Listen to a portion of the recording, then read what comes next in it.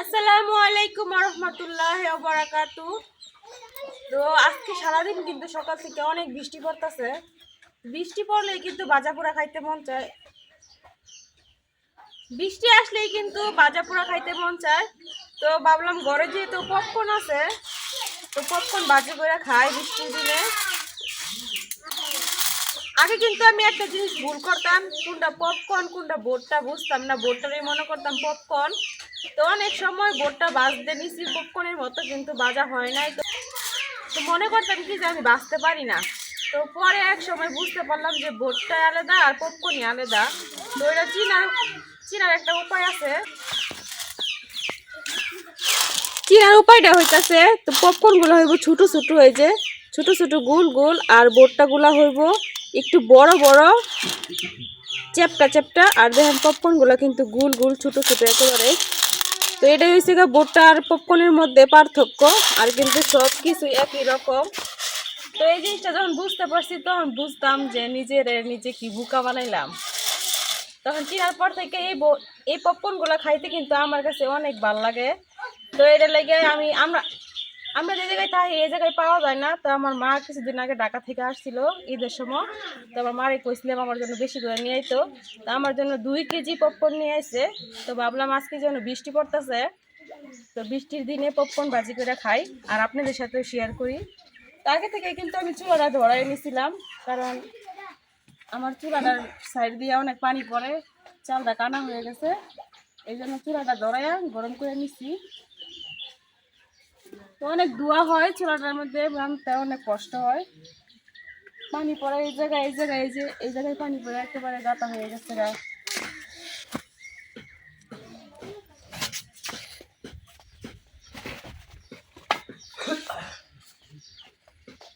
এবারে বর্ষাকালটা আমরা অনেক কষ্ট হইব, বিশেষ করে আমার, কারণ নতুন চাল দিছি তারপরেও একবারে শিল পয়দা ছাদ্র হয়ে গেছে। পুরোটা রান্না ঘর একবার পানি পড়ে ভিজে জায়গা, বৃষ্টি এলে রান্নাঘরের যে অবস্থা ঘরেও একই অবস্থা। তো এখন যদি ঘর দর আওলায় তাহলে কিন্তু অনেক সমস্যা হইব, কারণ প্রতিদিনই বৃষ্টি হইতেছে। কড়াইটা গরম হয়ে গেছে, এখন আমি সয়াবিন তেল দিয়ে দিতেছি। তেলের পরিমাণটা একটু বেশি দিলাম।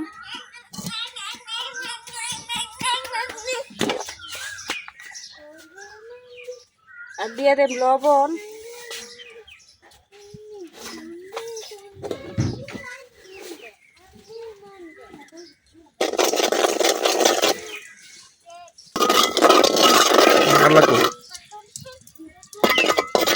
এই পাপড় গুলা ভাজা কিন্তু একেবারে সহজ।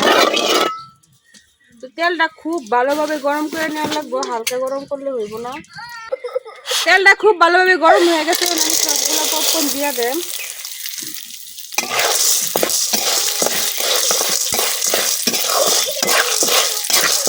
কিছুক্ষণ নাড়াচাড়া করা, আমার আগুনটা একেবারে বাড়াই দেওয়া লাগবে। তো এই যে 2-1টা করে ফুটা শুরু হয়েছে, আর এখন ডাইকা দেওয়া লাগবে।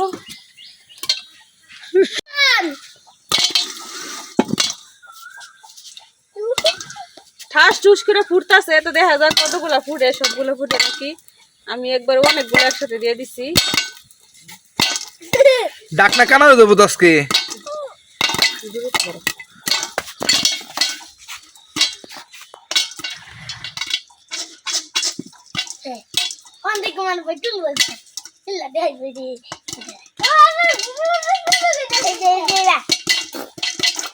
হিরো পড়তেছে অনেক জোরে জোরে কিন্তু শব্দ হইতেছে, মনে হচ্ছে ফিল করতেছে।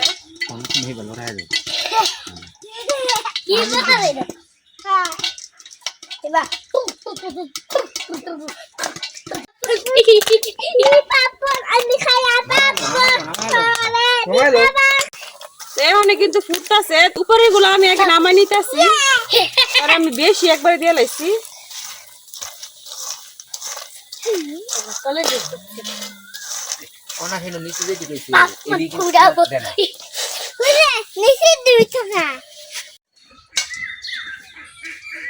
সবগুলো পাপ্পনি ভাজা হয়ে গেছে, তো এখনো কিছু আছে ফুটতেছে।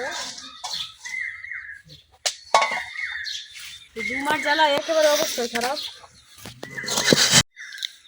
তো আমি আর দুই একবার উঠাই নিছি, লাস্টে পপকর্ন গুলাও কিন্তু ভাজা হয়ে গেছে। সবগুলো পপকর্নই খুব ভালোভাবে ফুটছে, অল্প কিছু পপকর্ন দিয়েই কিন্তু একবারে পুরো বাটিটা ভরে গেছে।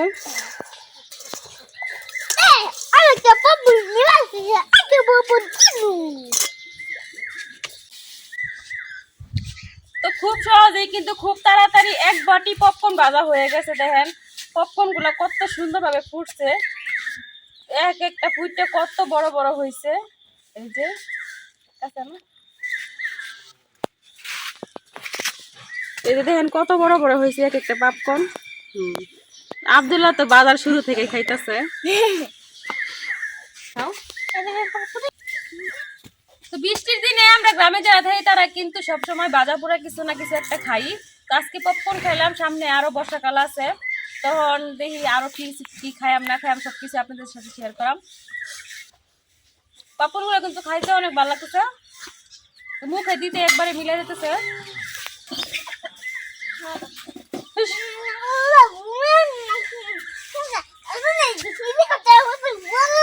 অল্প কিছু পপকর্ন বাড়িতে নিয়ে 10 টাকা প্যাকেট বিক্রি করে। তো দেখেন এই জায়গায় আমার মনে হয় 10 টাকারও পপকর্ন নিছি না, অনেকগুলো পপকর্ন হয়ে গেছে।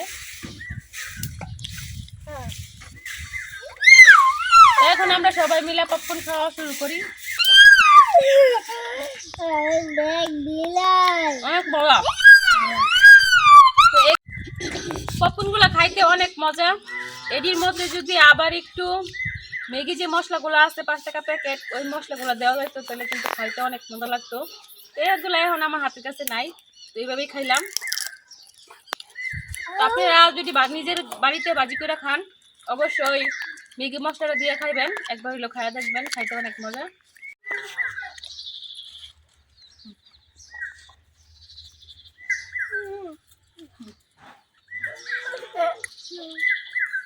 মা বুঝে বাড়ি আনতে গেছে।